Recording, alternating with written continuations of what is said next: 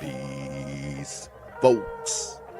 This is X from TPOT Media. Open your mind and wake your black ass up. You know what time it is. Hit that damn like button as you make your way in the door. Grab a seat, settle in, get ready. It's the Grown Man Hour with your host, my man, Bernard Riley.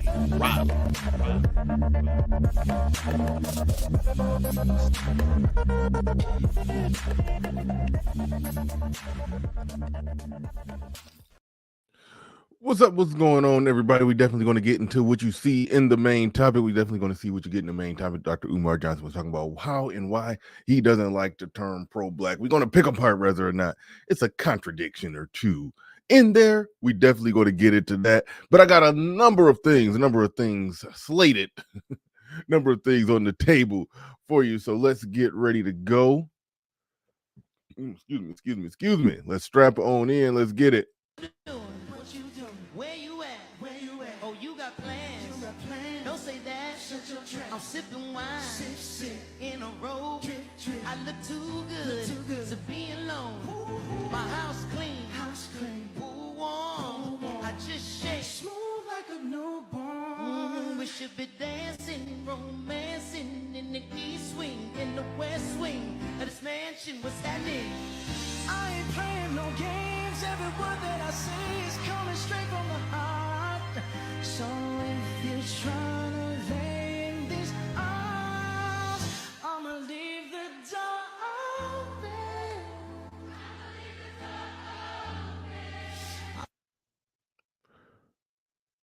That was a nice romantic dinner until you look and realize this chick was out there by her goddamn self.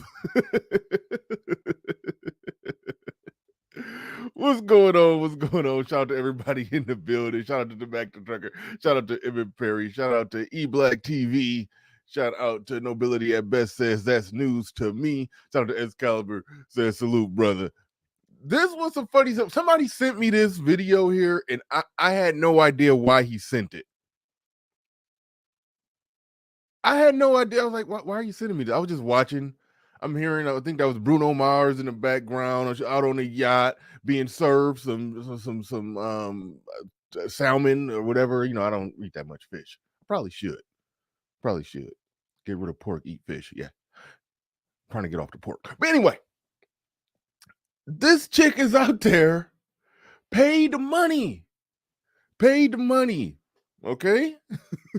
Paid hard-earned money to go out on a nice, it was a small but still a nice little lavish yacht with a chef who served her like a 7-course meal, made it look all nice, neat, cute, and extravagant, like something, you know, that's some shit that a dude do for a chick when he in love. Like, this is like, look at this shit. It's like, you know, put it like this. Let me say this. I've never been a proponent of the whole concept of winter is coming because, you know, they're women. They're gonna find a bed to lay in, and if things get too bad with the evictions and all of that, the government gonna bail them out. They're too big to fail, no pun intended, given how overweight the obesity rates among black women. No puns intended there, but they are too big to fail. Okay, they are too big to fail. So that's why I've never been a proponent of the whole winter is coming thing, even though it was fun to play around with it. But this stuff right here is another level of goofy. If things are being, they're posting shit. Like this is the type of stuff. Yeah, keep it 100. You with me? Black man being brutally honest. What's going on? Keep it 100 in the building. Salute. Shout out to Keep It 100. That brother fights the good fight. That brother fights the good fight. But I've never been a proponent of the winter is coming. You know, they'll always get a bailout. They'll always find a bed to lay in. But I'm just trying to figure out what the hell goes on in the head of a woman when she pays money for a private chef on a yacht a romantic dinner date by herself, and then it get posted. I'm trying to put the music low. I ain't trying to. I don't know if that's Bruno Mars. That's gonna. What you doing? What you doing? Where you at? Where you at? Oh, you got plans. You got plans. Don't say that. Shut your trap. I'm sipping wine. Sip, sip. In a robe. Drip, drip. I look too good to be alone. Ooh. My house clean. House clean. Pool warm. I just shake. Smooth like a newborn. We should be dancing, romancing in the east wing, in the west wing of this mansion. What's happening? I ain't playing no games. Every word that I say is coming straight from the heart. So if you're trying to lay in these arms, I'ma leave the door open.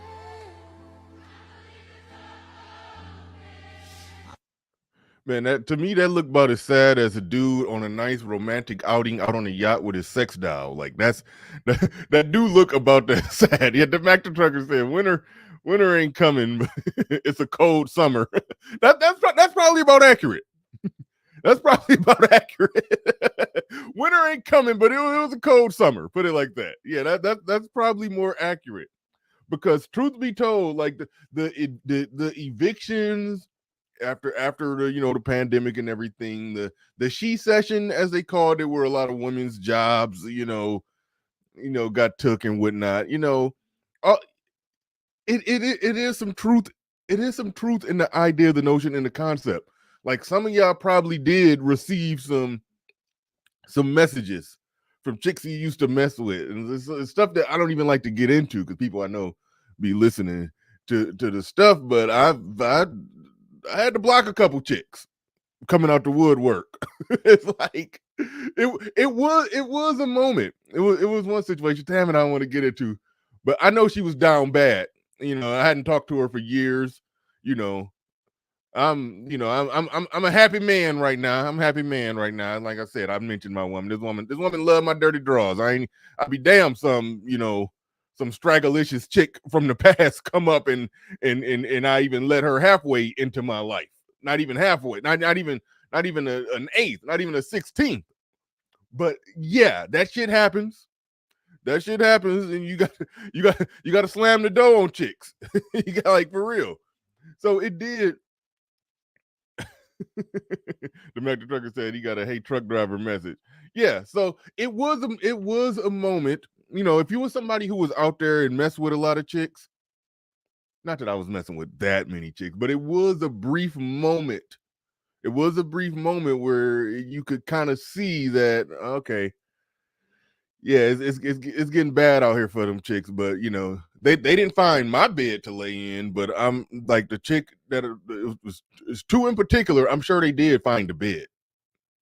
I'm sure they did find the bed, and eventually government policy is going to catch up to keep them afloat. So they ain't gonna be doing bad. It's always somewhere for them to go. It's always a cent bailout plan. But it just hit a little funny when you see shit like what we just looked at right there. And then on top of that, you also got those that are some of the stuff that I get sent. All right. Unconnected but connected. I mean, we just examining the goofy shit that women do. That's all we doing. We just examining the goofy shit that women do. Can I put a smile on your face?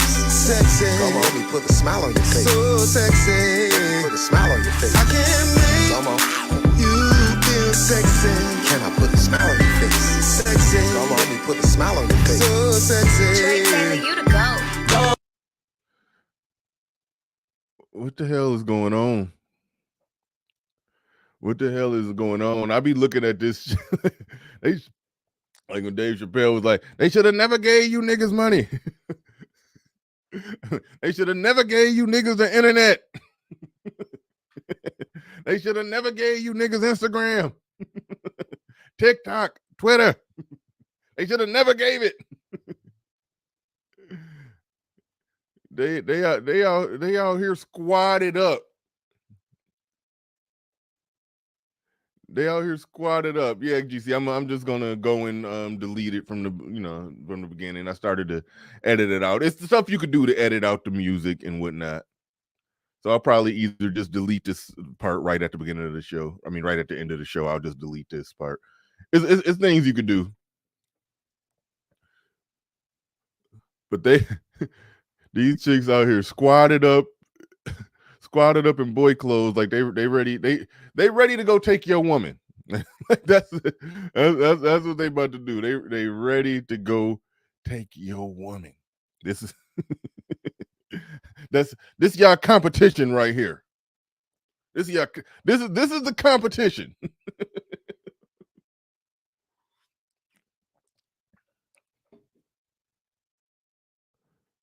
They done got full. Let me do it without the music. They done got all studtacular out here. Right, D. So yeah, and do what? Yeah. Yeah. I appreciate everybody to send me stuff on Instagram. Sometimes I don't. These last two videos, this is just the random stuff people send me. And sometimes I cover it, sometimes I don't. Sometimes it's most of the stuff people send me, it'd be like, hey, I got no commentary for this shit. What you want me to do with it? What do you expect me to do with this shit? But here it is.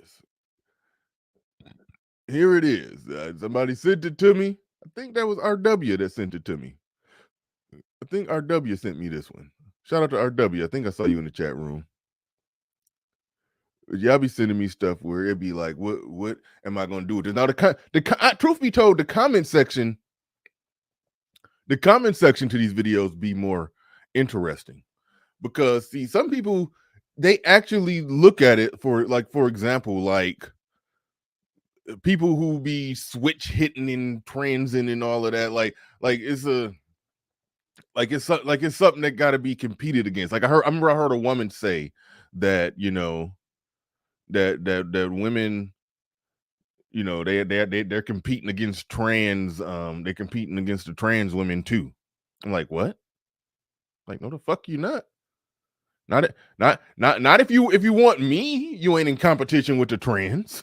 It's like the only dude that will mess with a trans woman, I'm talking, that's a dude who was born a man with dick and balls and then switched over, either through just appearance and presenting or surgery altogether. Any dude that will mess with that was already gay or somewhere on that spectrum. So it's like, unless I had to explain to her, unless you competing for an actual suspect man, then you don't got to worry about trans women. So unless the type of woman I want, the type of woman I want is not even a woman that would even find,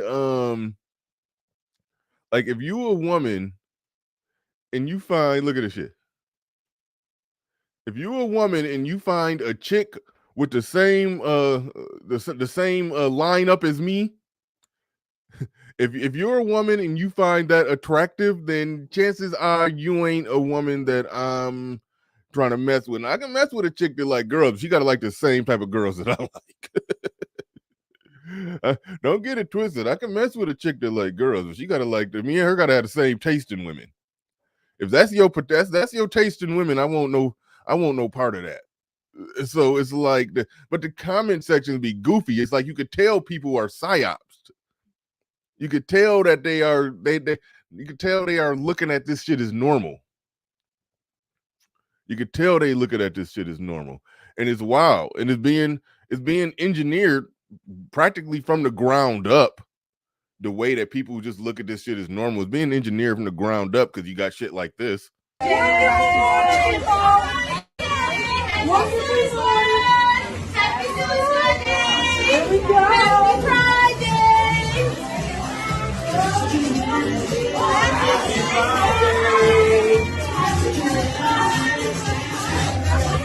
They doing stuff like this at schools and whatnot. So you could tell that we got a whole culture that just They're just numb to shit. Like, you know, it's just normal. You know, don't get me wrong. We all like a little bi chick, but you know, but some of the stuff is just ridiculous. Some of the stuff just ridiculous.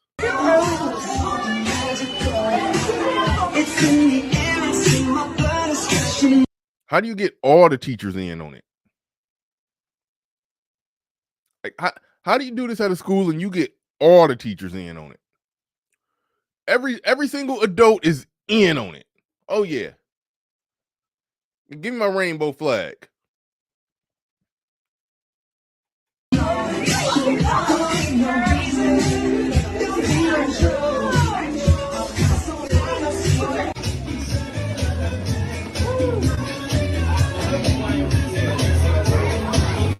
Yeah, the copyrighted music killing me today. Ooh.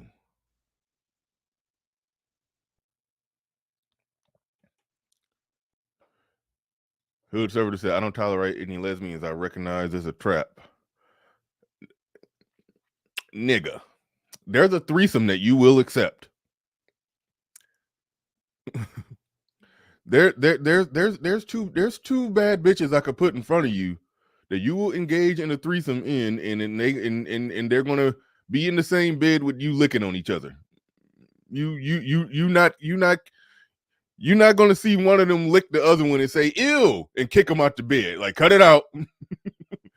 Understand your political social stance against the whole weaponizing of this culture and lifestyle and blah blah blah blah blah. I get it. If I can't even think of who the celebrity bad bitches are. I don't know. If Chloe Bailey and Rihanna want a threesome and they're gonna be licking on each other, you down. All right. So cut it out. There's a certain amount of lesbianism that you will accept. That's where and I'm with you on that part. That they're part of that whole feminism paradigm. That's the enemy of men.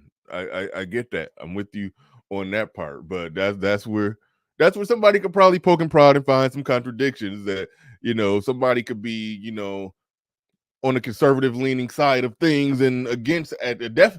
I don't know who's not against this. I mean, I don't know how you can not be against this, but you could be against some aspects of it. But then they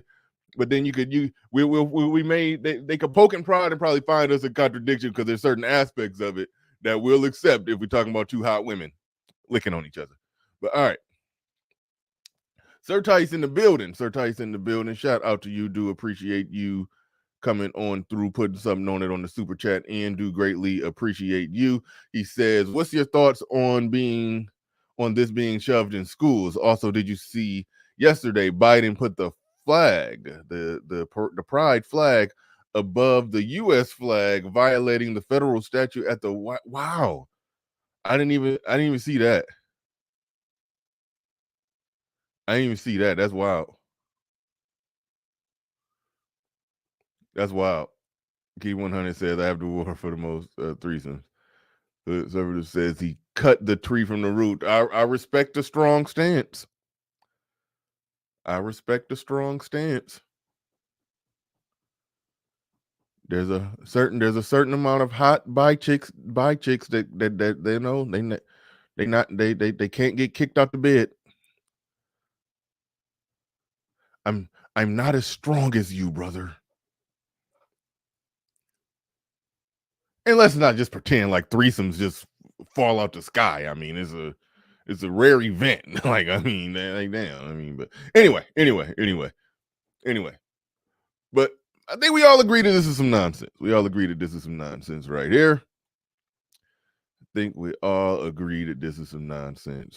here.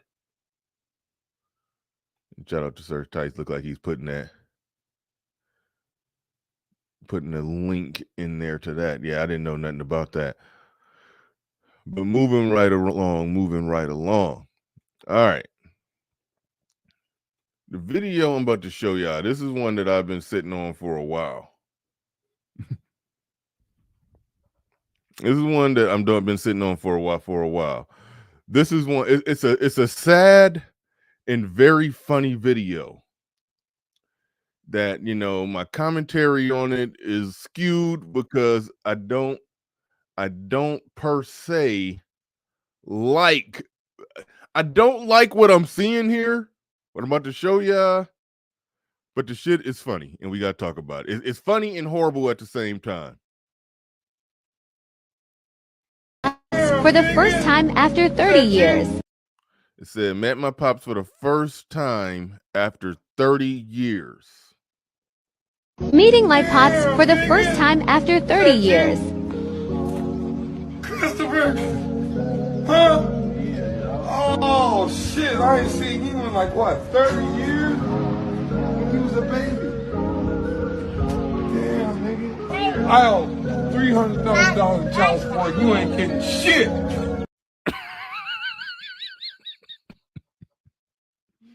Not funny. Not funny. Let's go. Let's go. Fuck! I tried and everything. Didn't touch you and everything. But, Mama said she didn't want to do with me no more. He's saying, man, I tried and everything, but your mama said she ain't want nothing to do with me no more. All right, listen. Yeah. And then the son said, but why you ain't just show up? I know she ain't want nothing to do with you, but why you ain't just show up? You know, you could have dropped off at the big wheel. You could have came. Could have dropped off a big wheel. You could have anything. Why? Why, Dad? Why? He's sitting here as a good, responsible man, brought his sons with him. This is a man, you can look at him and tell he got some pookie in him, but he vowed to not be like his father. You could tell. You could tell this is a man who said, I'm going to make sure I'm there in the life of my boys. Like, good man. Good man right here. You could tell. Well, he said, but why you ain't just show up? Fuck that bitch. Fuck you too.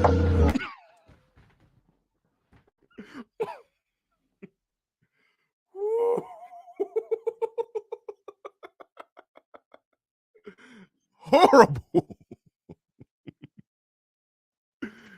The fuck them kids energy is on 9,000 in this video.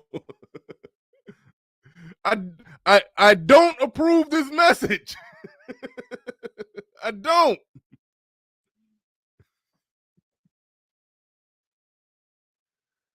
Oh my goodness. But he's saying, and this go back to like me and Hood Conservative, them Saturday shows. No, Sir Tice, you can tell this ain't no damn skit. That dude acting ain't that good. The drunk dad, no, his acting ain't that good. Nah, I'm normally good at eyeing out a skit. I do not think this is a skit at all.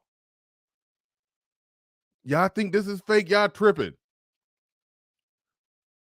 All that shit seemed real. Sora C said you gotta respect it. Hood Conservative said real nigga shit. Okay, them Saturday streams me and Hood be doing, all right?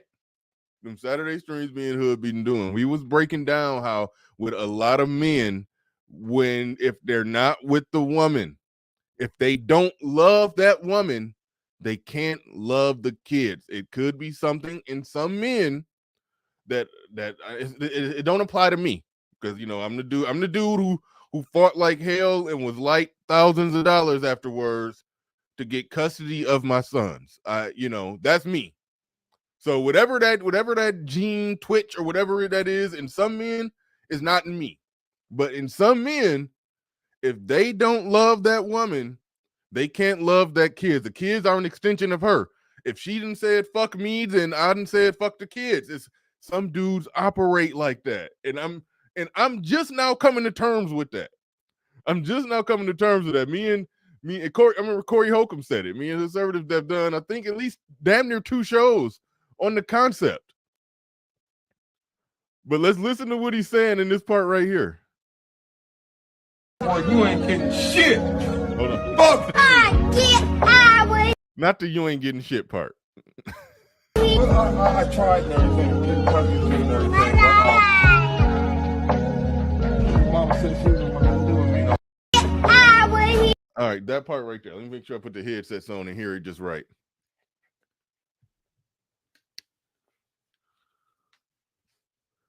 Let me put the headsets on, make sure I hear this just right.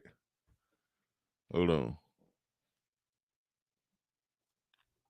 I tried and everything, didn't touch it and everything, but Mama said she didn't want to do with me no more. He said, I tried and everything. I tried, but your mama said she didn't want nothing to do with me no more. For some men, that's enough. If this woman don't want nothing to do with me, myself and all that comes with me is 100% removed from this equation. Now, it is an interesting concept. Now, keep in mind, I'm not with it, but the concept here is that this is a tough one. This is a tough one. We gotta ask this question. Is there, to some degree, a concept of just like how the woman, you know, they will seek out another man to come do the job and all of that and blah blah blah blah blah. You know, when all is done, when they through with the dude, it's a similar through line with the biological dad, where it's like, I don't want nothing to do with you no more. I got your seed. I got the kid. I want you out of my life. I just want you to help out. I just want you to be there when I call. I want you to be, you know, an adjacent parent, you know, because they always say a woman would much rather have the father in the life and be with the father of their child. But, you know, you do hear a lot of men say things like, she didn't want nothing to do with me no more. She didn't want nothing to do with me no more. So we do got to look at the deliberate nature behind. The deliberate nature behind, I don't want nothing to do with you no more. I still want you around. Remember when Patrice O'Neal said, like, we don't, you know, we don't want to be apart from you. You know, we want you around, but just not just right there. Like, we want you here, but not just right here. We want you just in the general vicinity, just in the vents somewhere. It's almost like with some of them, it seems as if, yeah, they want the dad around. They want him in the general vicinity of parenting. They want him parenting from the, you know, from down the street to the vents. You know, it's like it do come off like that. And it's something that I've had to take some time to come to grips with, that level of, you know, the guy saying, fuck that. Either I'm all the way in or I'm all the way out. Either I'm all the way in or I'm all the way out. And some dudes do that. Either you with me and we together and we a family, or but this whole, you know, remote parenting, uncle dad parenting, you know, cut the check parenting. I'm gone. If you want me out, I'm out. Like that's a tough one for me. I can't do that. Like I said, I'm the guy who fought for custody. Fought hard, lost 2-3 times, came, but eventually won. That's me. But some dudes, the level of fuck it energy is something. Whew. I'm gonna play this all the way through one last time, then we're gonna move on. The first time after 30 years. Christopher! Huh? Oh, shit. I ain't seen you in like, what, 30 years? When you was a baby. Damn, nigga. I owe $300,000 in child support. You ain't getting shit. Fuck you. Get out of here. I tried and everything. Didn't touch it and everything. But, Mama said she didn't want to do with me no more. Yeah. Fuck that bitch, fuck you too. want to smoke a rock? Shit.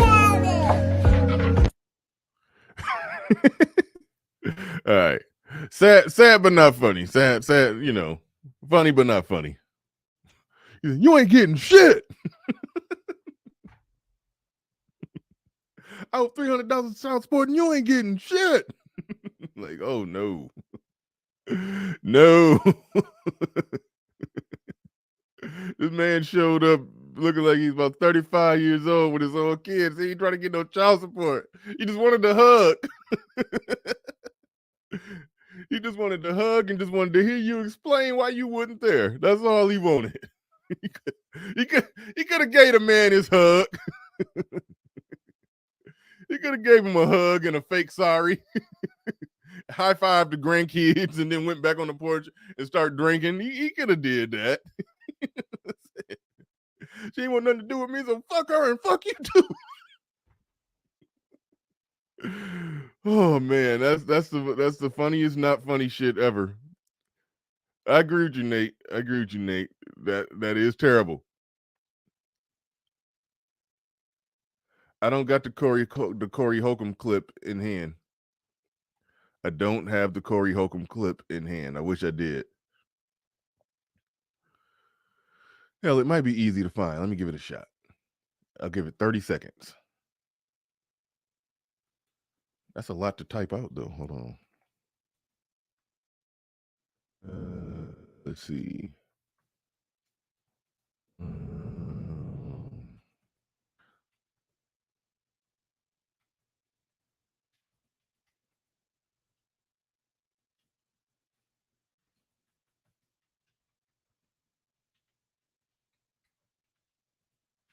Hold up.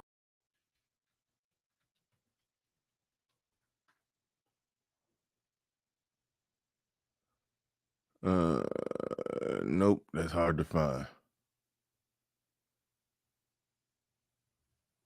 I don't care if I have a baby with you, bitch. Okay, hold on. Is that it?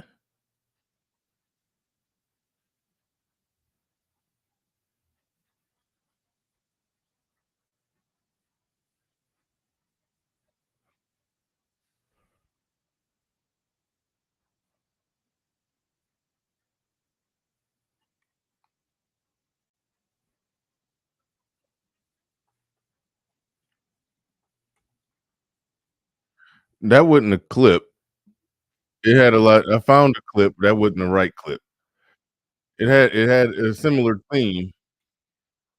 Had a similar theme, but it wasn't it. I'm gonna give it one more search and scroll. No, I don't look like I'm gonna find it. Nope. If somebody find it, send it to me. I'll play it for the contest because I know some people do want to see it.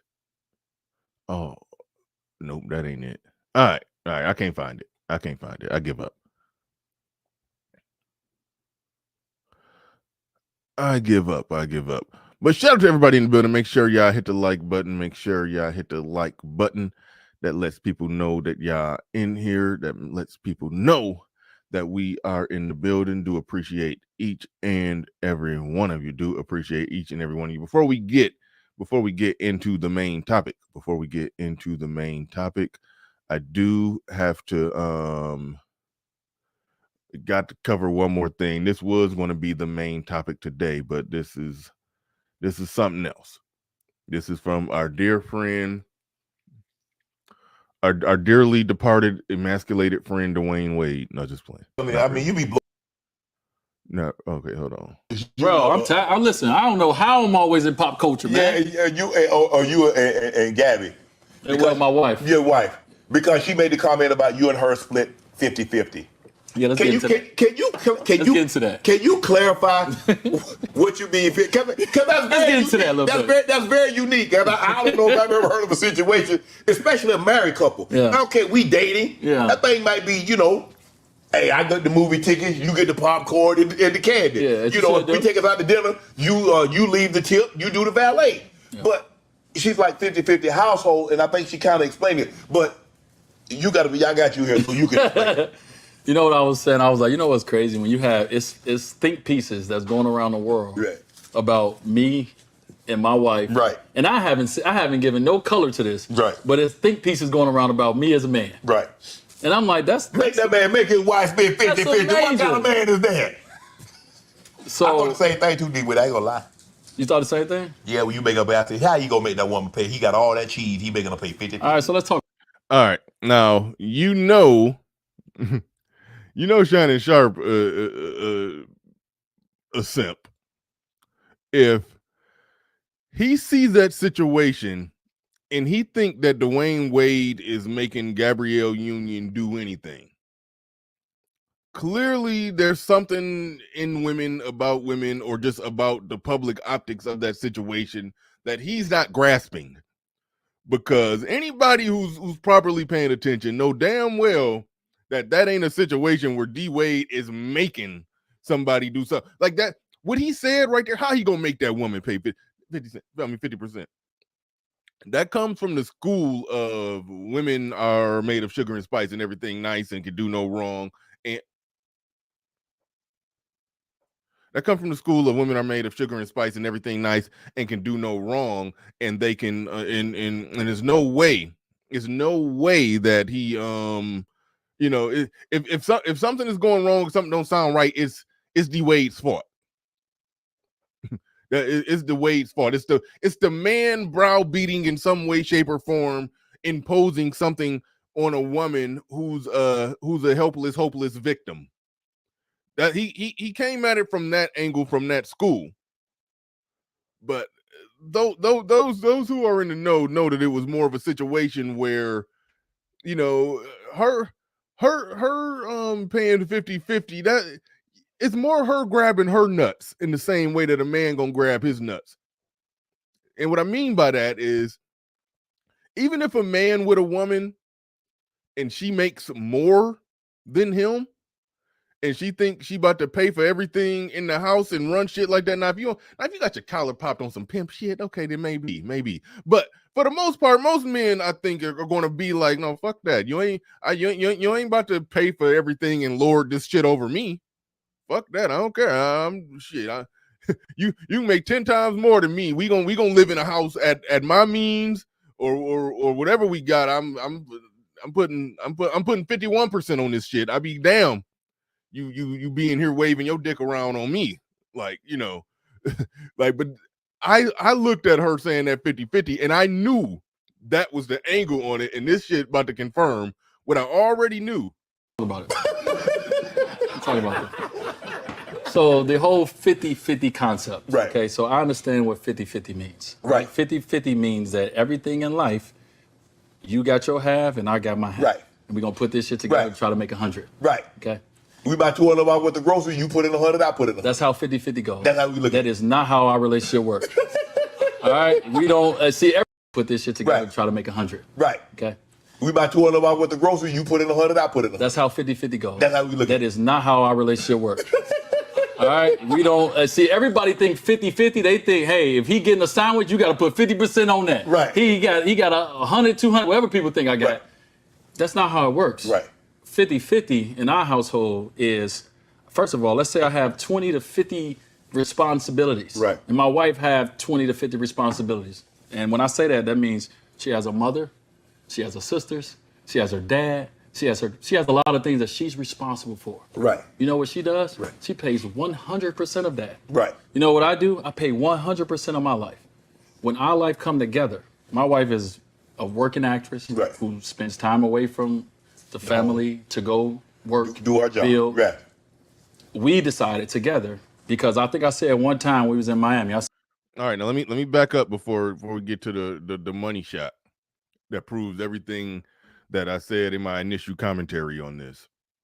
Because if y'all remember, those that don't know, Gabrielle Union came out like about a month ago and was talking about how their relationship is 50-50, and everything. And social media kind of went crazy. I did a little content on it. But I want to say there's an aspect of it that I understood where he was like, both of them are like heads of families in the sense that she has her family over there. She got her, mama, sister, auntie, cousin, them. And obviously, not obviously, but if you're rich and you choose to, you can you take care of your family. I definitely get rich and some family members who I got their back, because I do feel that they would have mine.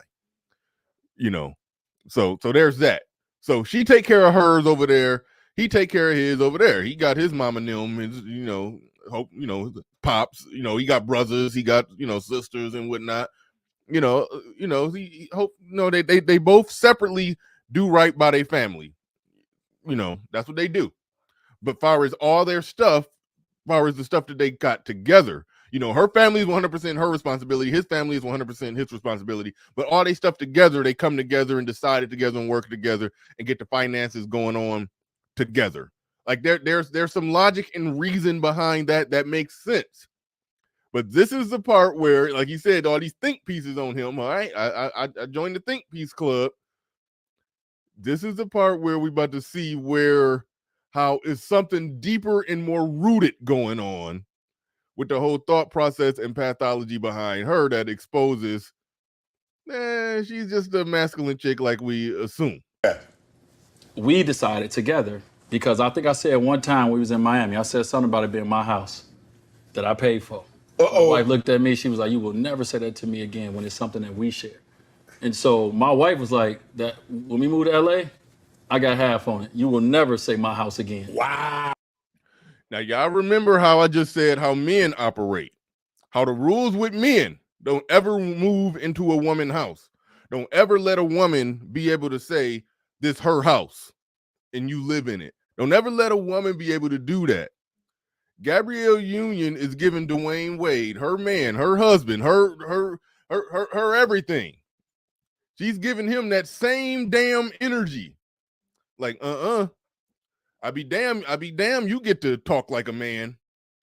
I be damn you get to say this your house. You'll never say that again. You okay. Keep in mind, there's nothing wrong with her looking at it from the standpoint of we're both rich, we work together, we both going to put resources on this to make the teamwork make the dream work. I have no problem with that. And D Wade even going to say later in this thing that you know how it makes sense for me to just use my wealth to pay for everything for us, and she just stack wealth off on the side. What if something happened? My wealth done went down here and yours done went up there. That makes sense. The only part of it where it's an issue where it kind of don't make sense is the dick waving, grabbing her nuts aspect of it, to where she's operating like a man. They're having the femininity has completely left the room when women are thinking and analyzing things from a perspective that never let a man, even if a man tries to step up and be the traditional masculine man, no. Don't let them have that over you. You will never tell me this is your house. You will never, no. Like that. That's where it gets goofy. You'll never get to be the fully actualized man that they say in another breath, they say they want you to show up like that. They say they want you to show up as a man and already have everything together. But if you got a man who already got everything together, it does come with a certain type of energy. Have everything together, but don't have the energy. The masculine. You can say that in the arena. Oh, wait, hold on. Damn, I didn't even push play right there, but that was a good part right there. Hold on. We decided together, because I think I said one time we was in Miami, I said something about it being my house that I paid for. My wife looked at me, she was like, you will never say that to me again when it's something that we share. And so my wife was like, that when we moved to LA, I got half on it. You will never say my house again. Wow. She said, you can say that in the arena. And so now, for those that don't know, when D Wade, when he was out there killing it, when he's having a good game, the crowd going wild, he walking around on the court saying, this is my house. That was his thing. This is my house. They're talking to the damn what is Miami arenas called? What is the arena called? I forgot what it's called. but he used to say, "This is my house." She's like, you could say that on the court in front of 30,000 screaming fans. You could be the man. You could be the man there, competing against the best athletes in the world on the biggest stages in the world. You could be a man and say it's your house there, but you can't say you can't say it's my house. You can't say it's my house in your own house. No. Don't get to be a man at home. Go be a man everywhere. Go slay the dragon everywhere else, but not here. Not here. So in our life, our home, 50-50, we purchase it together. Right. Our daughter, anything that goes on with our daughter, 50-50, we share it together. Right. Now, it's some things I pick up versus some things she pick up, but she does something, I do something. Right. If we take a yacht trip, we could do it 50-50, or I can do it myself. But my wife is a working woman. Right. She's a boss and an independent woman in her own life. Right. She's like, I'm gonna put, you know what, that little 200 that you was gonna spend on this, I'm gonna throw something else on there and we're gonna go on a bigger trip. We're gonna ball out. Like, this is my wife. Right.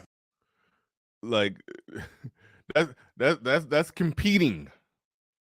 That what you're seeing is at a millionaire level, her trying to compete with him.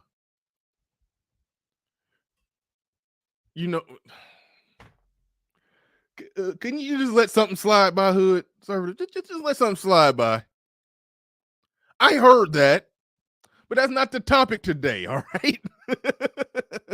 I talked about gay shit earlier in the show. Like, we're trying to bring it back. We slid by that one. We moved on. We talking about the competition dynamics between relationships with black men and black women. You just you just couldn't let that gay shit slide by, huh? You just had to say something, right? Right?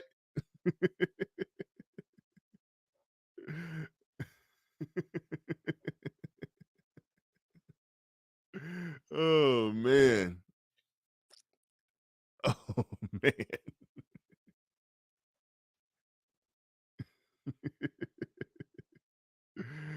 Oh man. Hold on, yeah, 1 second.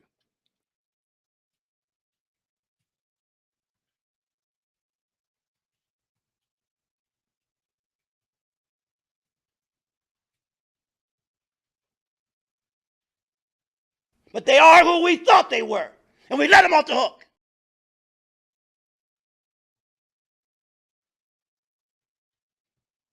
Hold up.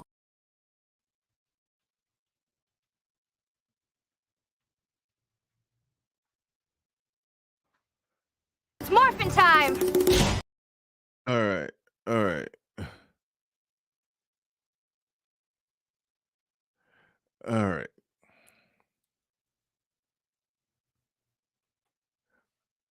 Oh, Jackie Jack with the save.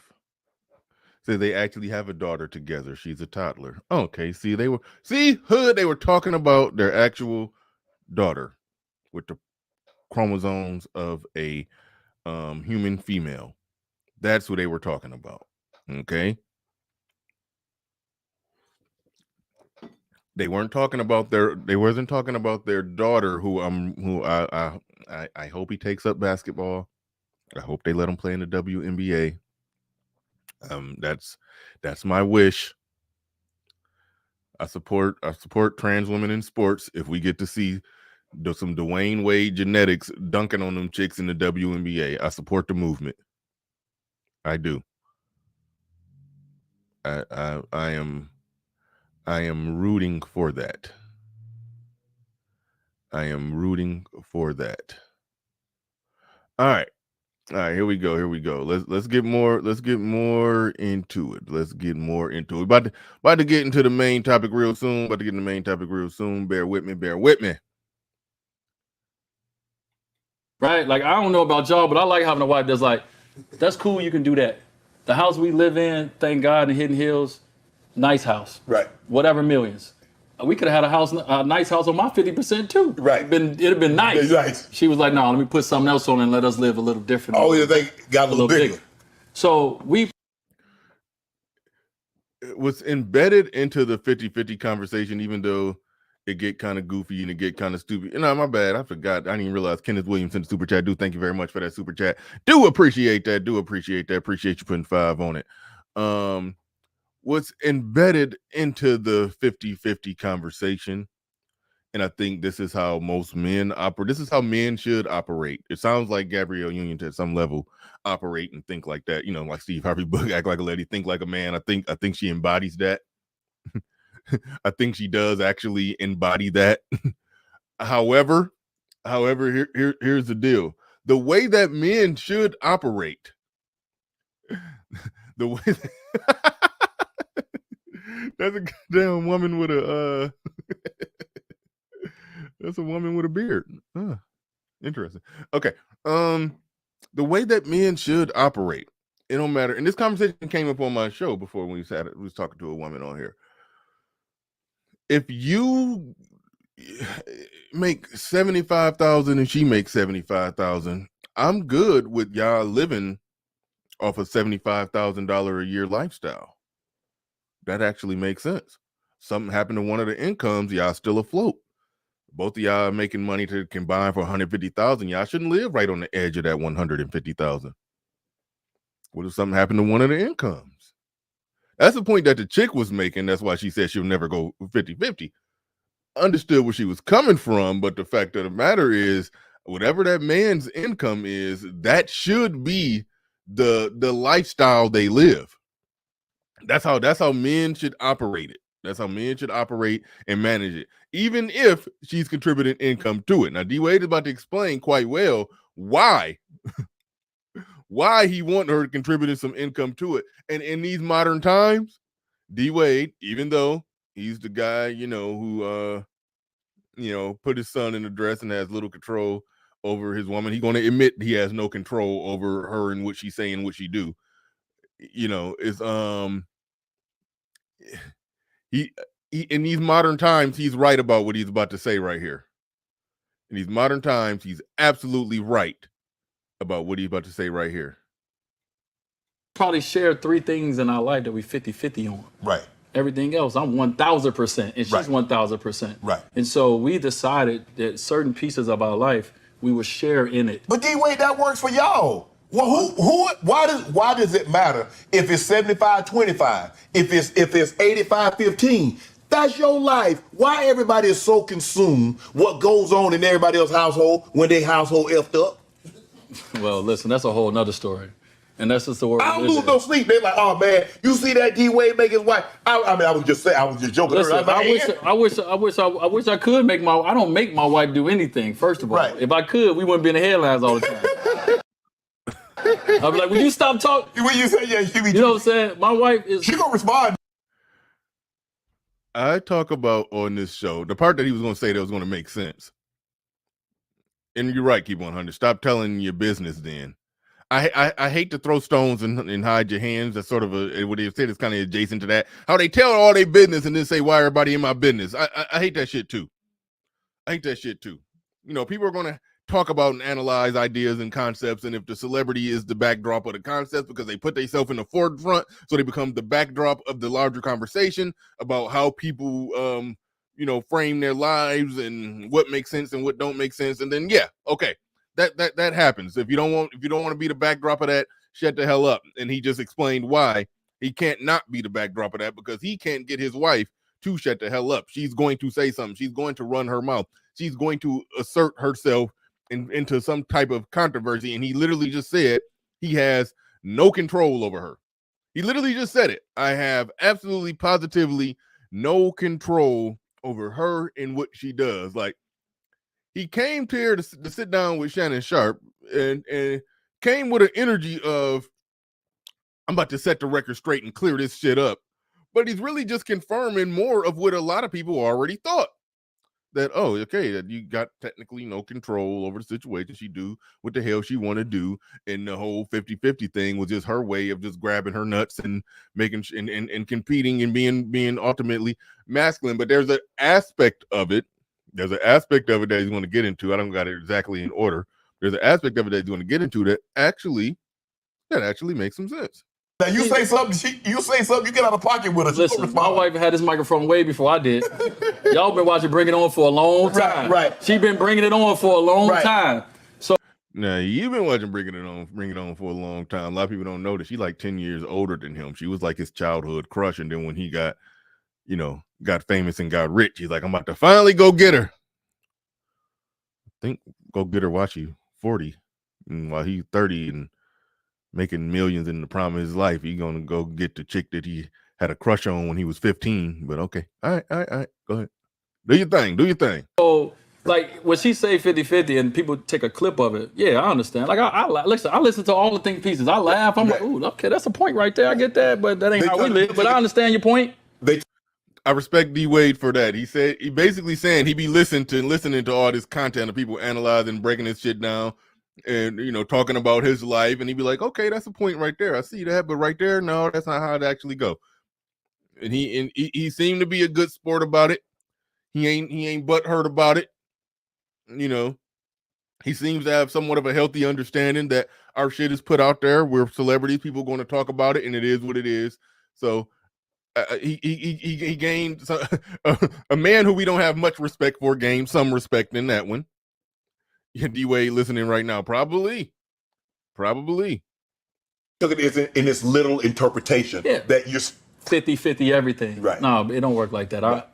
I do all right for myself. Right. But in certain moments that we want to do better together, we do better together. And first of all, listen, I told my wife, I said, hey, baby, listen, you're not about to be taking all this time away from the family, building your wealth while I'm spending all mine. Right.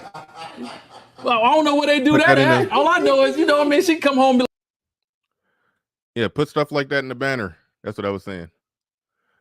All right. Hey, baby, it was good. I move on from you, and I done spent all my cheese. Yeah, right. She done built all her cheese. She don't build up. Her stack went like this. Stack here. Yours went like that. You know what I mean? I told you how many kids I had before. Listen, I told my wife, I said, hey, baby, listen, you're not about to be taking all this time away from the family, building your wealth while I'm spending all mine. Right. Ooh, okay, that's a point right there. I get that, but that ain't how we live. But I understand your point. This is the part where he's making sense. All right. This is the part where he's making sense. They took it in this little interpretation that you're 50-50 everything. Right. No, it don't work like that. Right. I do all right for myself. Right. But in certain moments that we want to do better together, we do better together. And first of all, listen, I told my wife, I said, hey, baby, listen, you're not about to be taking all this time away from the family, building your wealth while I'm spending all mine. Right. Well, I don't know where they do that at. All I know is, what I mean, she come home and be like, hey, baby, it was good. I move on from you, and I done spent all my cheese. Yeah, right. She done built all her cheese. She don't build up. What he's describing is that if he pays all the bills, this is where I get the numerical 50-50, that ain't, just take the concept of 50-50 off of it. But the concept of the man paying for everything while the woman is still working. He's saying you going off to work, you spending this time away from the family, you making all these millions of dollars, but I'm supposed to pay for everything still. So while I'm paying for everything, I'm taking care of everything, my wealth is going down. Meanwhile, you stacking wealth, and then you're gonna at some point say, no, I'm out, I'm gone. And then she walk away, she done built up $100 million, and he done paid for all their millions of expenses by himself, and she done stacked up all that paper, and then she walk away from him and she leave with all that. She basically just used him as a rest haven to stack her paper. The concept is popularized, the whole when he get on, he gonna leave ass for a white girl. That's a popularized term and concept. I've talked about this a lot, how it's a lot of women, and we heard this play out on Kevin Samuels, RIP Kevin Samuels. We saw this play out on Kevin Samuels' show where a lot of chicks called in. They were with a dude. They both was making average money, and she was stacking, okay? And by stacking, I mean she was going to school. She was trying to go from being a CNA to some nurse practitioner or something. She got her degree, her certificates, she got all her stuff, and then now she's doing something in the medical field, making $90,000 a year. He's still a blue collar worker He's still a blue collar worker making 45, 55. He making $55,000 a year. Now she making $95,000 a year. Now she too good for him. She done stacked up. Now she gone. But the only reason she was able to live that life and have kids and be on some, and going to school full time. And the only reason she was able to do all that because this damn blue collar laborer was going hard working for her while she was able to stack all that extra stuff on the side. So that's something that men in this modern day and age, with women, being real flighty, gotta keep that shit in mind. That, the whole concept is when we get on, we gonna leave, but she get on and she start making more money. It's actual statistical data that show that a lot of times those divorce rates go up when the woman is making more than the man. Now the women be going to school part-time or going to school full-time and working part-time, while the man working 60 hours a week. They get that degree. They start making that real money. They start losing respect for them because they make more money than them now. And now those arguments start happening. Now the tug of war is going on. The dick measuring contests are going on. And eventually she leave. Kevin Samuels had at least one call a week where that's what it was. Sometimes it would be multiple in a day. Sometimes it would be multiple in a week. But it was at least one per week where that was the situation. Where men have to be cognizant of that. With women leaving the majority of the time, you have to be cognizant of that male chest beating. I'm the man. I pay for everything. Okay, but what is she doing while you paying for everything? She's working and planning her future without you. That's what she's doing. She's working and planning her future without you. That's what's happening. All right, that's what's going on. So in that sense, D Wade ain't tripping. No, you're not about to. We got all these kids over here, and if I'm going to be paying for everything, then you need to stay home and be super mom and not take no time away from this family. But if you're going to be taking time away from this family, then that time, the money that comes from the time that you take away from doing your job here, that money needs to go to the overall greater good of what we building. And I need to have my hands on that in some kind of measurable way, because in the event that you leave, it ain't going to be a situation where you just done made $100 million over your acting career and then just get up and walk away with $100 million. And my money, I'm retired now. My money's, dwindling down, and on my money on the way down. He ain't tripping with that, and that's where the 50-50 conversation comes in. Men shouldn't call it 50-50 because it comes off stupid, like you got your half of the rent, you got your half of the groceries, you got your half of the water bill. No, it comes from a situation to where I'm not about to be a traditional man for a modern woman. It comes from that. Now, if we own some actual traditional shit, or some actual shit where I'm the breadwinner and I'm doing the traditional masculine role 100%, and then I'm gonna have you doing the traditional feminine role 100%. Maybe have a little something here and there, on the side, but you ain't about to be a boss bitch career woman while I'm paying for everything. If you're gonna be boss bitch careering it up, then goddamn it, that money got to come in. That money got to come into this house. That money got to actually be gotta. I told you about that one.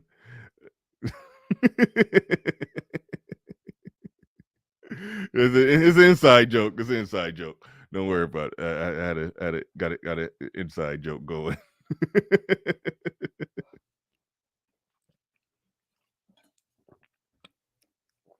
But all right. KG draws that hard line, said it's not traditional unless she's a virgin. Got it.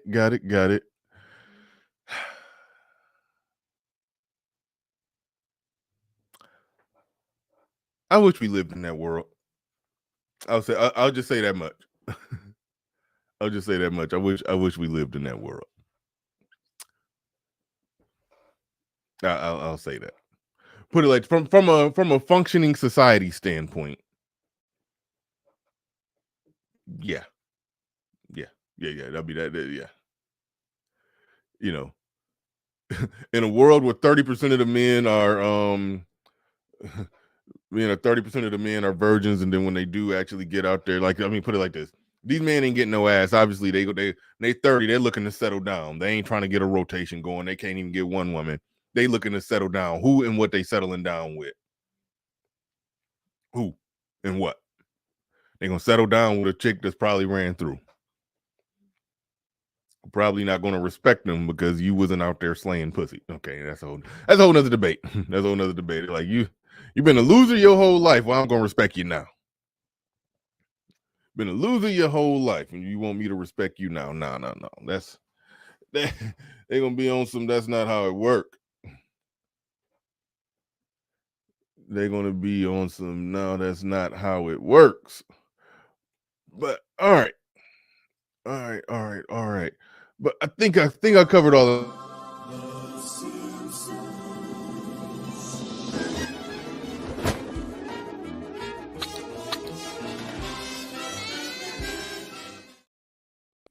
All right.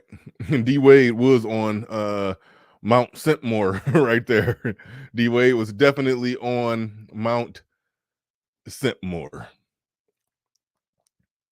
Her stack went like this. Yours went like that. Well, you know what I mean? I told you how many kids I had before we started. Like, I got ex-wives, I got all kind of stuff, right? But cheese go all over the place. Right. She just building on her cheese and I'm spending on mine. Right. This is the way they do that at.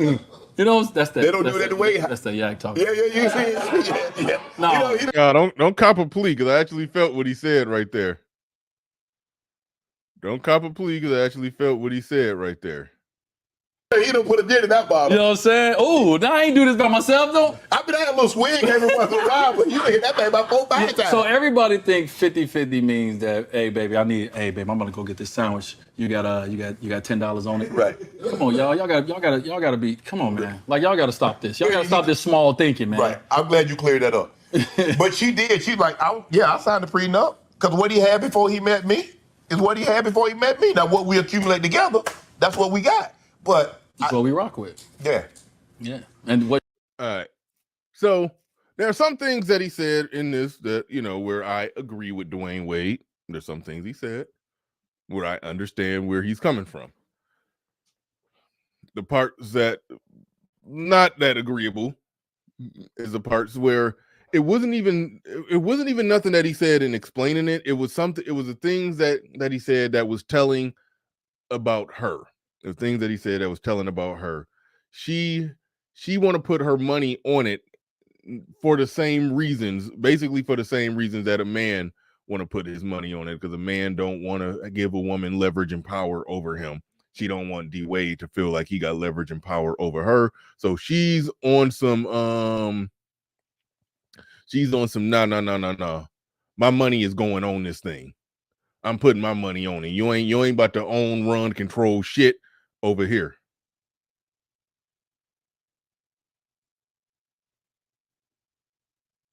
Oh shit, I think I got. They telling me I got.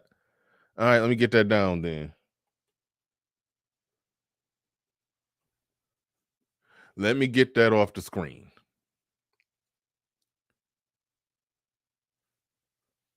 I gotta quit bullshitting. You normally can play some damn Shannon Sharp. All right, y'all. Let me know. One's in the chat. One's in the chat if y'all can hear me.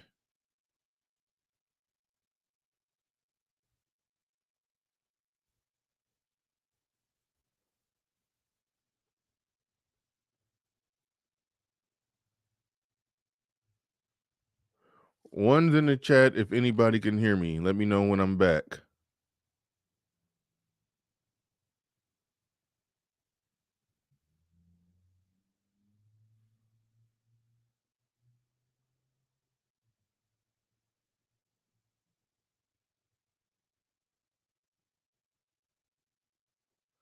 All right, let me see what's happening on YouTube, and people still watching. Damn it.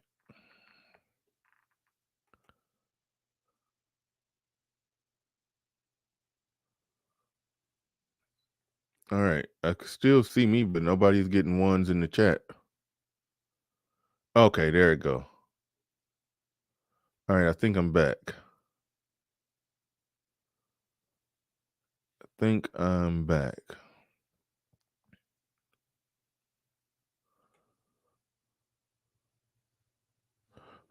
All right. All right. We are back. We are back. All right. It's funny. I was just about to take it down. Because I had just made every point that I was going to make. I literally made every point that I was going to make, and I was just about to take that shit down, and then I got hit. But look like we back. So, all right. Shout out to everybody in the building. Moving along to the main topic. Shout out to everybody in the building. Do appreciate each and every one of you. It's definitely important right now, if you haven't hit the like button, to hit the like button. Hit the like button. Hit the like button. Let people know that we in the building. Let's get this thing going. All right. On to the main topic. Dr. Umar Johnson explained why he hates the term pro-black.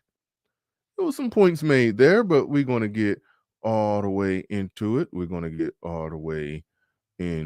Let's go.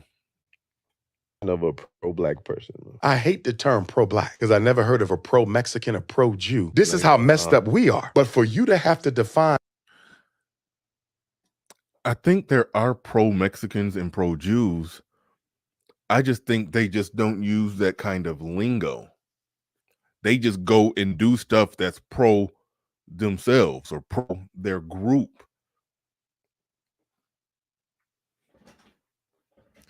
I think it's more or less the lingo that we use, the lingo that we choose to use, that really, denotes the whole concept of pro-black. I think that's more or less what it is. They do things that's definitely pro them. They just don't call it that. They floated under the radar. I remember when Jared Taylor was in some debate with some Hispanic leader of something and blah, blah, blah. He was in some discussion and the guy kept saying we when it comes to talking about Hispanic, Latino, or Mexicans or blah, blah, blah. But then he would conveniently talk about all the, but when it came to talking about the country, he was talking about how the country needs to do this and needs to do that, and you can't, we're all one big happy family. And then Jared Taylor pointed out that, wait a minute, you were just saying we're doing this and we that when it came to Mexicans. You separate when it's convenient and then you bring it together when it's convenient, but they do act in their own interest.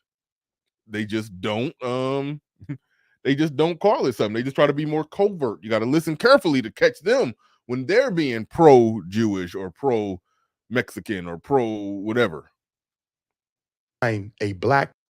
Be a description of a pro-black person. I hate the term pro-black because I never heard of a pro-Mexican or pro-Jew. This is how messed up we are. But for you to have to define a black person as pro-black, do you know what that means? That automatically means by contraindication that most black people are anti-black. If I walk in and you say he's pro-black, because this is what people say when they see me, it'll be 1,000 blacks. He's pro-black. Do you know what you're saying about everybody else in there? They're fucking coons. Do you see what I'm saying? Yeah. We're the... They love reaching to the label of coon.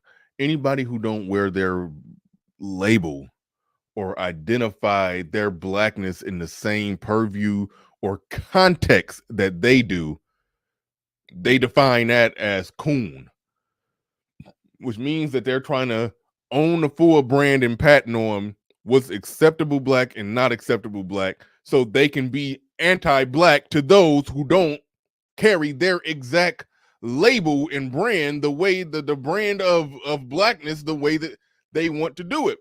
Therefore, Thomas Sowell, who I think says a lot of stuff that's beneficial to black people if they listen, no, he's anti-black. He's a coon.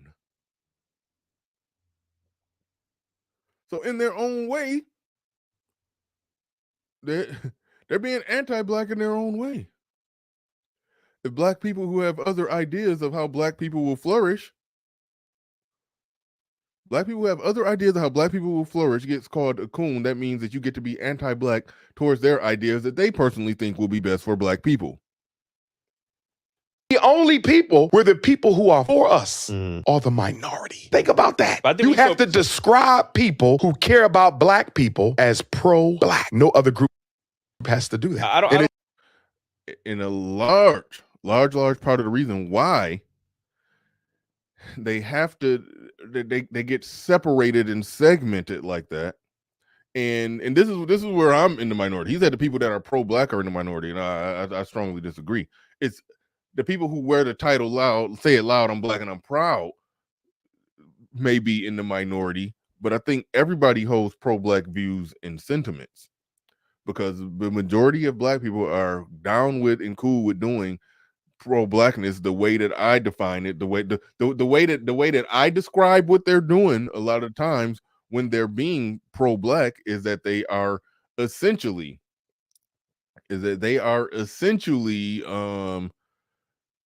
making excuses for everything that happens with black people.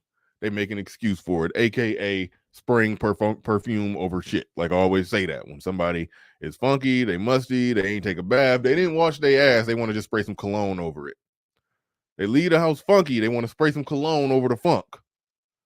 That's what most of the people that wear the label pro-black, I see them doing an awful lot of that. Trying to figure out a creative way to spray cologne over the funk. That and complaining about white people.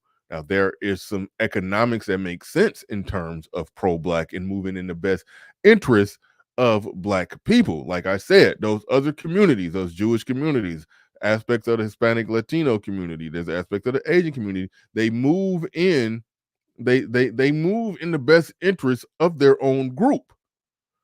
Like you can't knock, I'm 100% for and in lockstep with black people who want to do that. Now, what's the best interest? And then that's where the disagreement comes in, and that's where if you disagree with the people who wear the title pro-black, if you disagree with their thoughts on what the best interest is, now you're anti-black and you're a coon. And it's like, no, people just disagree.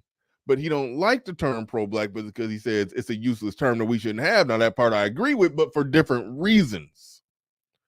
I agree with that, but for different reasons.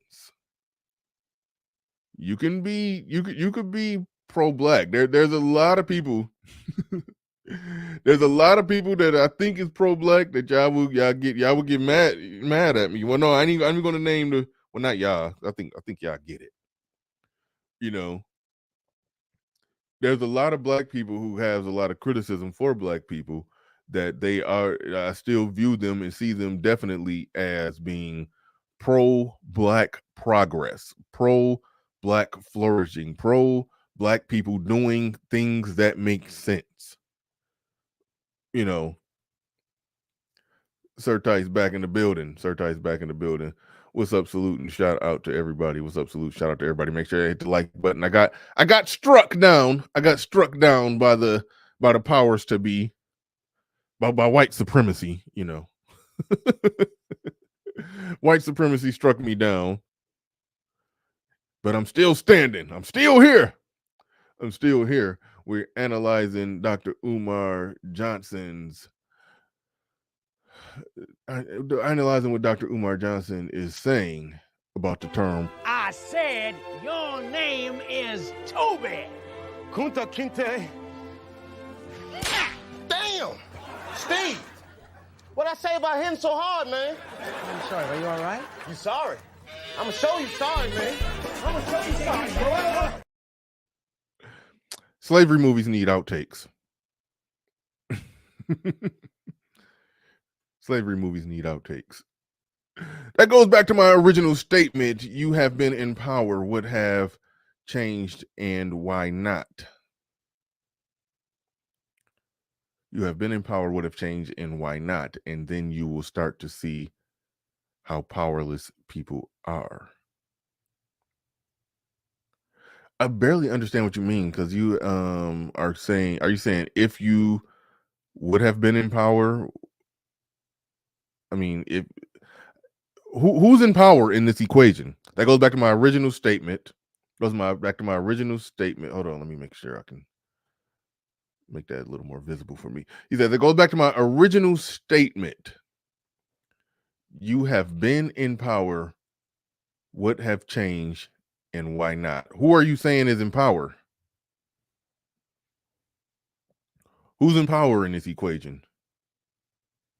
I already described pro-black has proactively government-driven, so they might say, I have a food pantry, I have a block party, but you haven't made any changes to the Constitution. So you're saying that it's people with pro-black ideology who has a political stronghold? Is that what you're saying? It's some truth in that, but they would deny it. Like I'm sure Dr. Umar was. See, here's this is a trick bag. There are people in high places in media who, there are politicians that when they talk, just listen to them talk. You could tell they probably agree with a lot of the stuff that Umar say. However, Umar will look at them as no, because they're a part of the system, so they're compromised. This is the dance, okay? Fight the powers that be. Okay, yeah, let's fight the powers that be. The second that somebody makes it into the system to fight the powers that be, oh, they're compromised. So how do you ever fight that power if you don't take parts of the power? If you don't get in power seats, how do you fight the power? How do you do the things that you're saying? Hey, let's do this. If the second that you see somebody get there, they're compromised. We can't deal with them. We can't talk to them. They're working for the white people. It's like you would never actually make anything actually happen. He says, and whenever a Black American changes laws on the Constitution, they just filibuster it.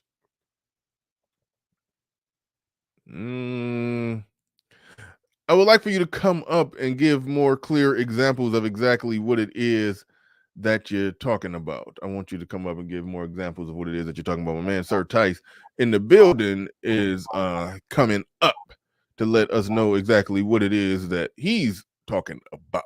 Go ahead, Sir Tice. You got the floor. You got the mic. I didn't want you to hear the fans and such. Good morning, salute. I didn't know. I don't like the celebrity gossip stuff, so I switched over. I didn't know you got bumped. Oh yeah. I got knocked. Yeah. Do you get a strike for that or anything, or is it just no? Nothing really happens. I mean, really, when they do that, where you stay on the air, they basically just send in a warning shot. You don't get a strike. It's a copyright claim, not a strike. A strike means it's a hit against your channel. My channel status stays the same, so everything good. So what's the general gist behind this with Umar? Because I didn't hear your preamble, or if you even got into it with him before I comment. Is he basically saying that he doesn't like the term pro-black? I don't necessarily care. I could play the whole tape right here. Here we go. All right, let's go. It's only 1 minute long. What would be your description of a pro-black person? I hate the term pro-black because I never heard of a pro-Mexican or pro-Jew. This is how messed up we are. But for you to have to define a black person as pro-black, do you know what that means? That automatically means by contraindication that most black people are anti-black. If I walk in and you say he's pro-black, because this is what people say when they see me, it'll be 1,000 blacks. He's pro-black. Do you know what you're saying about everybody else in there? They're fucking coons. Do you see what I'm saying? Yeah. We're the only people, the people who are for us are the minority. Think about that. You have to describe people who care about black people as pro-black. No other group has to do that. And it speaks to how much most of us are anti ourselves. That was the general Oh my God. Just This stuff what guy. he said. Go Okay, ahead. Go ahead. let me be clear on okay, because I'm fair. I call it always. I do not like this guy. Yes, I hate to admit in 2014, I gave money to the school. I got the receipt for it too, okay. It was more I actually still respect, I mean, even though we know there's some stuff to side eye about Umar, if somebody is building a school for black boys, hey, that's support it by all means. well, yeah, but one of my best friends, I mean, like one of my best road dogs, he's a principal of a school that he built ground up. So once I started learning about like what's the process involved in this, I knew he was full of it. That said, I did even support him when he went on the Roland Martin show and they ambushed him. Okay. That was some BS. Did you ever see that, or did anybody in the audience recall that? You talking about when King Randall went on there? Not King Randall, when Umar was on there. It Oh, was some they weird stuff. ambushed Oh my Umar. God, they ambushed him. They asked about his credentials, and he answered very, he wasn't. Oh, yeah, I remember that. Yeah, I didn't view it as an ambush like that, but now that I look back at it, because I mean, I'm assuming that they was, look at everything Umar does, everything Roland Martin does. I just viewed them as on the same team. Right. You would think. Hey man, please highlight Salyudino right. He's got where. It should be like 4 comments up. Yeah. Yo, so all right, let's talk about this here. There are actually pro-white groups and pro this, so he's wrong there. I hate when black people love to say we the only ones that do this. Like we're the only ones that criticize each other on social media. We the only ones that post fights of us on TV. No, there's a lot of trailer park fights or whatever you see on social media and all this. I think Umar's act is wearing very thin. Let me first say this. I think Umar appeals to, sadly, I hate to say, the low IQ types, who love the big words and all that kind of the word salad crowd and all those things, right? Most people with some form of competence do not take him seriously because he hasn't delivered, right? That's just what it is or whatever. With this whole so-called pro-black, as you mentioned, I'm not pro-black. I'm pro-black man. I'll admit that. I love, Calvin Booth. Shout out to Calvin Booth, the general manager, former NBA player too of the, championship Denver Nuggets. Don't even seek the limelight. I love watching black men succeed, big time. But overall, this ideology, I blame people like the Umars for bastardizing pro-black. You got these, and let's not even get into the YouTube sector on this or whatever. That second letter in the alphabet and that first numeral, well, the first numeral after 0 or whatever. Okay, let's talk about how I'm not even gonna say it. How they've completely bastardized it to whereas I want no parts of this ignorant ass shit. But let's just get into the tangible. Or that's another term that another one of those guys have created. Look, tangibles. Yeah, exactly. It's like one of them. It's like, hold on. It's like one of them say tangibles, and then they just become the buzzword. Tangibles. We need tangibles. It's like they just keep saying it. Dude, black people love buzzwords. I did a chat in your previous one where it's like systematic, unapologetic, tangibles. There was another one that was just said or whatever. I would love if the chat repeated some of these buzzwords that did I already say systematic? Yeah. But the reality is this. If you ask me what's the top issues facing black people today, this is just my opinion, but I can back these up. I would say number one, first and foremost, as a community or communita, we don't value education. Okay, when I say education, I don't necessarily mean academic education.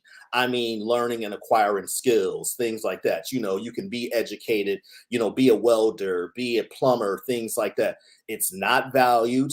And thus, when you don't have that, you can't build a community without any skills. He's talking about having a school, and he's not even talking about operating costs, what you're going to pay the teachers. He's just talking this pie in the sky nonsense, and people are buying into it. No, what he does is he gets on these shows. And by the way, funny how Mr. I hate white supremacy and all this loves using the white man's social media to keep himself relevant. Because without social media, that guy would be nothing. Would you agree with that? Ooh, that's a tough charge. I don't know. Think about it. Yeah, Think about yeah. No. Social. So that is true. That a lot of there's a percentage of the black leaders that social media has kept them in the game, because I think the days have come and gone of major, mainstream media outlets seeking out Dr. Umar Johnson for interviews and questions. Yeah, So or, yeah, or social media has kept him in the game. Yeah. or in the words of Little Big Nate, like in some school's basement, or he said some basement or something like that. Those that grassroots stuff is over, man. And listen, I say this all the time on here. When I say it's over for black folks, I'm sorry. It is. I'm talking about the numbers wise, because we had a chance in 2000s. I wish Freeman Journal was in the chat, because he knows this even better than I do. But we had a chance in the early 2000s to become this, to stay as the leading so-called minority, right? But, because we embracing killing each other and abortion and all that, we've been leapfrogged, and by 2035, we'll be the fourth minority. And what's going to happen is they're going to move into those cities like Detroit. Chicago is already primed for a takeover, Baltimore, and they're going to take away your representatives and things like that. So hitch your wagon right now while you can. And that's Hitch your wagon to what? Hitch your wagon to you can hitch to the conservative sides, you can learn Spanish, but you can you can go to the rainbow flag, that's a big one right nowadays, right? So hitch your wagon, because it's over there. And Umar, who's supposedly an educated guy, he's shown his credentials, I guess. The more I listen to this guy, the more I'm like, I even question him, because it's to the point it's redundant now. He says, oh, there's no other group that is pro-black. You could hear that on, again, that second alphabet, second numeral channel. Okay, that kind of rhetoric. What about, okay, listen, I do agree with him on this about boys being over prescribed Ritalin, but I blame the parents for agreeing to that nonsense. Yeah. It's an unfortunate thing, because one thing that I do know, there's okay, a lot of there's a percentage that actually do have a problem, right? And those ones, they get overlooked and lumped in with those who are just being prescribed something just because, put it like this, ADHD gets misdiagnosed. It is a real thing. Some people deny its existence. It is a real thing, but it gets misdiagnosed with somebody just being a boy and being active. Yeah, but think about prior like decades. there's kids that got serious, focusing issues and all kind of stuff. Like it's a learning disability. But go ahead. Right. Think about prior decades. You're telling me that kids that were like that just suddenly just started happening, or did we learn how to deal with them that way? And we're just in this big pharma type of land now where we just want to give a pill for everything, which is what I think it's the latter, Yeah. No, it's the latter for the majority of the misdiagnosis, and that's being generous calling misdiagnosis, because some parents are just trying to get their kid. Some parents trying to get a check. So but we are doing exactly what you're describing for a lot of the misdiagnosis. I feel bad for the kids who do actually legitimately have actual learning disabilities that can get some actual help with it, but everybody has a damn disability now because everybody's just getting prescribed something. So that's where I'm at. Right. So he goes on these type of shows. I don't want to say the other show, because it's another. I'll give you a hint. It's what JT always just criticizing. When he criticizes those financial gurus who love bringing. Go ahead and name the names. I don't care, man. Go ahead. Just saying. What is the point of corralling? Everything, it seems like it's about just gearing up emotions, right? Yeah. Get niggas angry and this, yeah. Okay, you got them angry, you got them amped up to do what? Definitely not picket, put a picket sign in the street. What? You definitely ain't telling them to go to their school boards and look at their curriculum. Okay. You're not telling them anything like that. I don't even know what his purpose is anymore outside of just, quite frankly, being a grifter. I'm glad you tagged him, or, in this.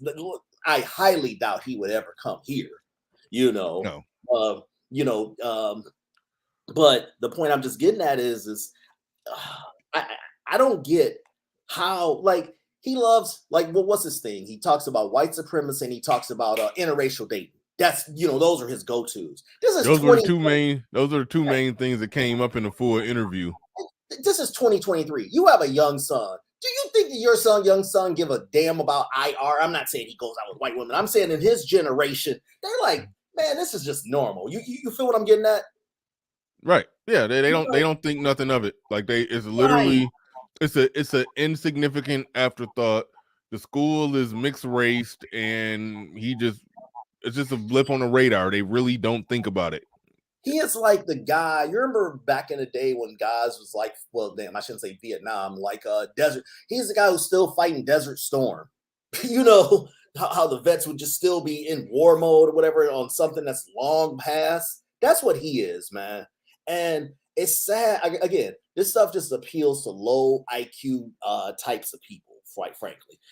It's like LB Crypto says he loved them snow bunnies, though. I tell you this, I remember when he got caught up with the conscious stripper, that bitch had I shouldn't call her a bitch, but you get what I'm saying. That chick had all that blonde hair.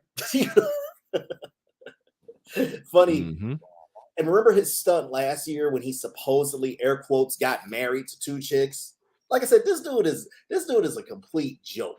Yeah, that part right there, I forgot about that. Yeah, that was just a weird gimmick. That's him using the levers of social media to keep himself relevant. He didn't have any news or nothing going on. Let me just create something. So Yeah, and that's my point. How much can you talk about white supremacy, interracial dating? Let me do this.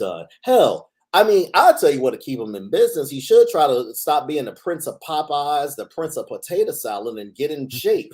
That would actually keep him somewhat relevant, but that would require something called effort, which we know, which the Prince of Paella ain't gonna do. Yeah. Umar is a trip. I thought it was interesting for him to come to say, he hate the term pro-black, and he who invented the term? I'm just curious on that one. When did that term? That's something I should have looked up. Somebody said in the chat room they thought he damn near invented it. I know. And the lovely Miss Jackie Jack loves my jokes. Thank you, Miss Jackie Jack. I'll try to keep coming with more of them. Yeah, man. I could have swore I've heard him use that term. Remember when it was a Detroit guy. Light complexion dude. I can't think of his name. He's another pro-black dude. Sarasetti. You remember when they were beefing? Oh man, that was maybe your chat does. I remember when him and Tariq. Okay, the funniest thing ever was when him and Tariq was beefing, and the phone rang, and he acted like it was his goons, and he was talking to him, and it rang. You remember that? You don't remember that? Okay. So I know it's a meme that goes around with Umar answering the phone. Somebody got to find me that. Okay, yeah, please somebody. Okay, so I'll describe it while somebody finds it. He was going after Tariq, and he act like he was filming himself, and he act like his phone was ringing, right? So he picks up the phone. No, I got this. Yeah, it's all handled. Then the phone rang while he was acting like he was on the phone, and he put it down, but he had already recorded it. In other words, he had no, his pretend goons and shit, That was hilarious. Oh man, that's funny. I'm trying to. Let me see if I can find this here. Hotep beef is. Hello, Dr. Umar answers phone while it's ringing. Oh, you found it? Okay, phone call. This might be it. I don't know. No, if it says that, that's probably it. I'll let you share it. Did he have on a red hat? Yeah, it looks like he's in a hotel room. Yeah, I think he had on a Phillies hat or something like that. I think this is it. Yeah. Damn, it's sad. I think we got it. This is about to be funny as hell. Okay. Hold on, not there. Hold on, that's not it. That's That's the shit I had up. Hold on, let me get that down. Get that down and move this up. Did that look like it? Let's play it. Intellectually old ass information.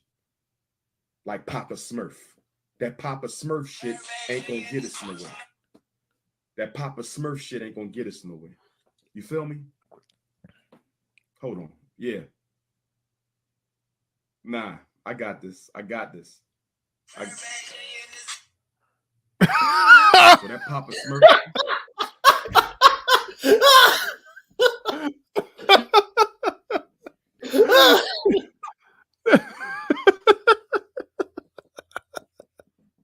He tried to act.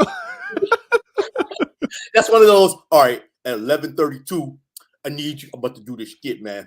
I need you to call up immediately. All right, and if I don't pick up, you call again. All right, I got it. All right, bet. Dude, probably. Oh shit, I gotta call him Umar.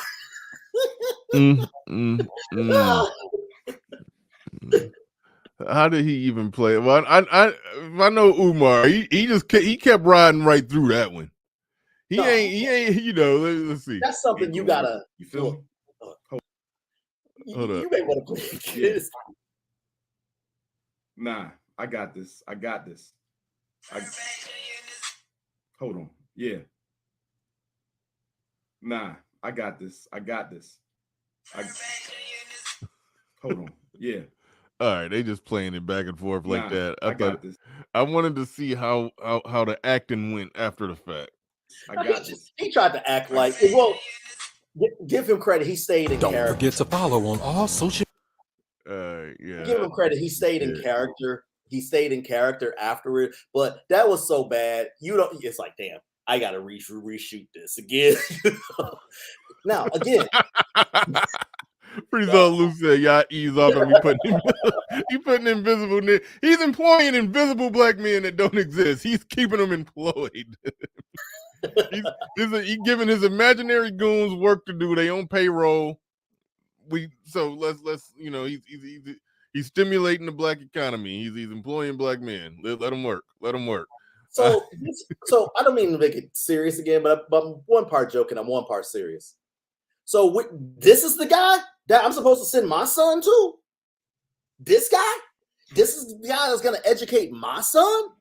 Are you could you imagine you bringing your son to that bomb shelter, school, whatever, and you're getting a tour, you're seeing leaky pipes or whatever, then this comes across your thing and you'll be like, this is the administrator, this is a PhD doing, and he's on the internet doing this kind of trivial shit?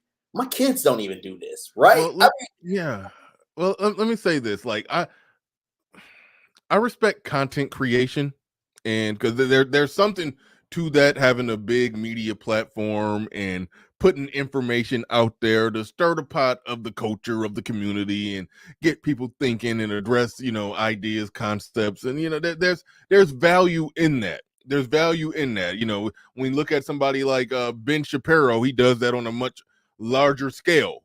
He's stirring the pot of the culture of the country, because millions of people are hearing him talk. So there's something to that. But the people who are truly in the business of getting shit done, like building schools and all of that, you typically don't see them.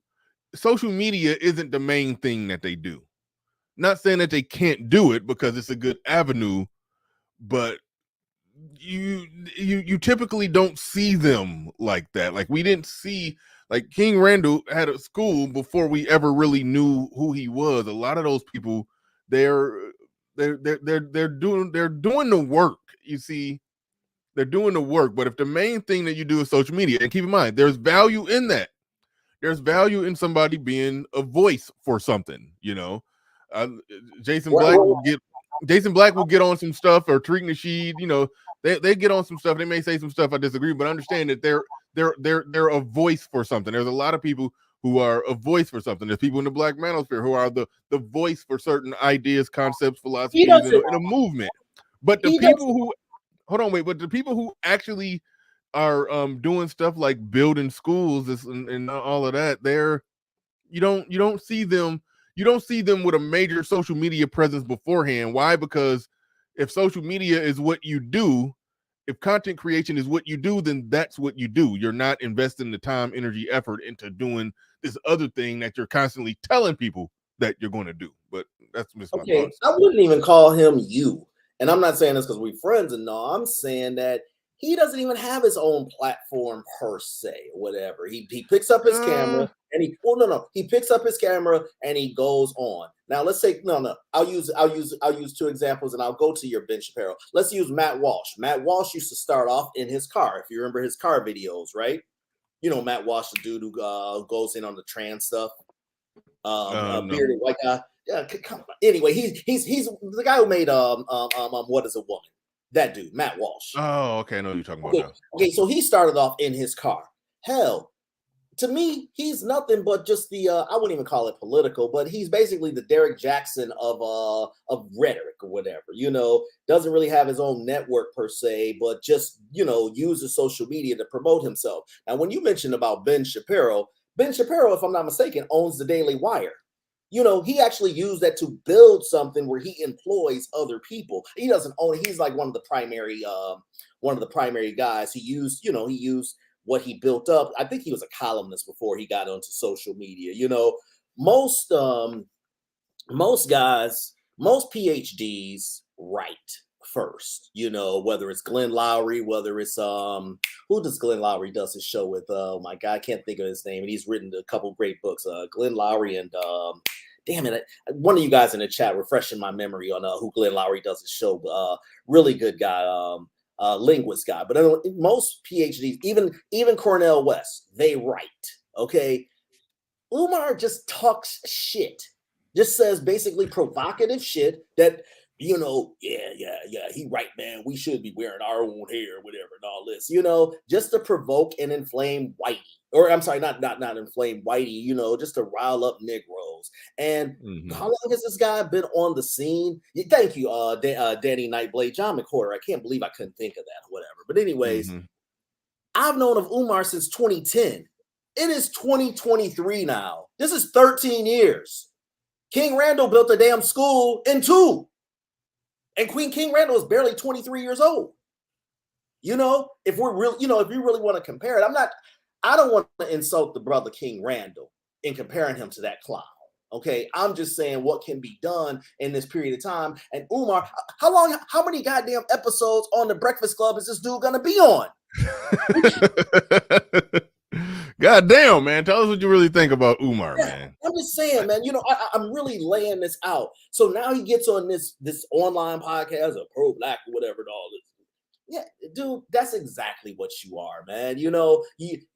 And I equate pro-blackness now, sadly, has been reduced to just getting online and talking shit and telling and begging white people for something and blaming them and not holding black people up in for the same examination. That's pretty much what it's been reduced to.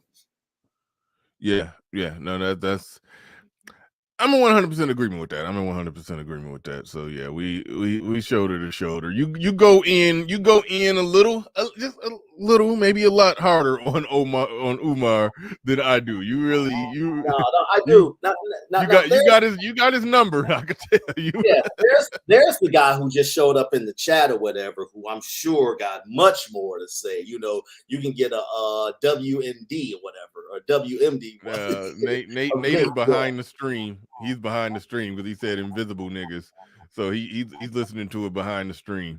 So yeah, he ain't even on what we're on right now. I could tell he probably working and listening behind the stream. I sometimes come up here because I'm hoping for one of these pro-blacks to be in the chat.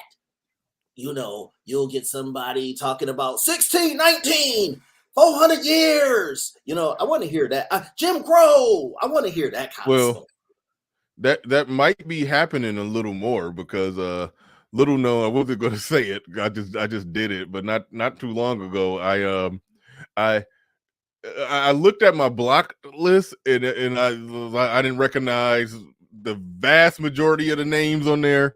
So I emptied my block list. So So we'll probably be getting some crazies coming through. We'll probably be getting some crazies coming through. So stay tuned for that one. Stay tuned for that one. Yeah, earlier. I guess it was sometime recently. Between now and my last show, the last show I did, and up until now, sometime between that, I emptied my block list. So we'll probably be getting some of those. Probably getting so. I don't know. Probably had to add some more people to it. We'll see how that works out. Every now and then you got to do that. Good Times writes, don't be shocked when a stimulus check coming to the mail signed by the U.S. President for Black American reparations. And if you don't agree, don't even open it. Just give it to someone else. So I don't know if you're being facetious, Good Times, or not, but how does a country that's XX trillion in the red. Oh, never mind. I can't go that because we gave the money to the Ukraine. So yeah, they're just going to suddenly give all. What will be the test? This is the first thing I ask. What will be the test of determining qualifications of being, receiving Black reparations? Proving a slave, proving that you're a slave, proving that you're Black. Give me that, before we expect a test. This is the kind of stuff. I don't know if he's serious or not.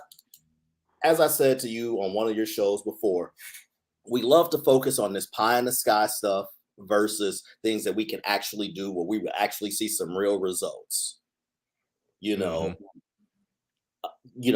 Making sure our children are competitive so that they can actually compete, over compete out there, raising those kind of standards. Okay. But no, that's not enough glam. And as I've long